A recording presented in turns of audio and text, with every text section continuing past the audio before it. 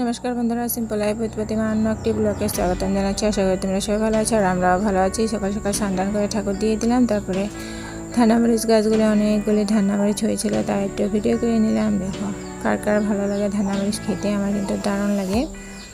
এই দেখো ছোটো ছোটো এখানে রোজ ভেন্ডি ভাজি বানাবো।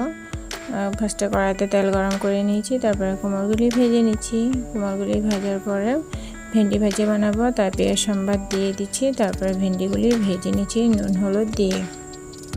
কড়াই গরম করে নিচ্ছি। এখন শুটকি আর পেঁয়াজগুলি ভেজে নিচ্ছি আর শুটকিগুলি উঠে রেখে দিচ্ছি। তারপরে ডাঁটা আলু বেগুন দিয়ে ভালোভাবে নুন হলুদ জিরা গুঁড়া লঙ্কার গুঁড়া এসব দিয়ে ভালোভাবে কষানোর পরে শুটকিগুলি দিয়ে দিচ্ছি, ভাজা শুটকিগুলি। তারপরে কষানোর পরে পরিমাণ মতন জল দিয়ে দিচ্ছি ফোটার জন্য। জল দিয়ে দিচ্ছি ফোটার জন্য। ফোটানোর পরে দেখো রান্না কমপ্লিট হয়ে গেছে। ডাঁটা চচ্চড়ি খেতে কার কার ভালো লাগে কমেন্ট করো। তারপরে আজকে আসলে যেহেতু বিশ্ব পরিবেশ দিবস, তাই তো স্কুলের স্টুডেন্ট মিলে নাটক করেছিল গাছপালা লাগাতে হবে তার জন্য। আর গাছপালা আমাদের জন্য কতটাই উপকারী কম বেশি পরিমাণে সবাই জানে, তাই নতুন করে কিছু বললাম না। ছোটো ছোটো পোলাপানে পোস্টারে ভালোভাবে চিত্র অঙ্কন করে এনেছিল গাছপালার, তাই নিয়ে রাস্তাতে বেড়ানো হয়েছিল।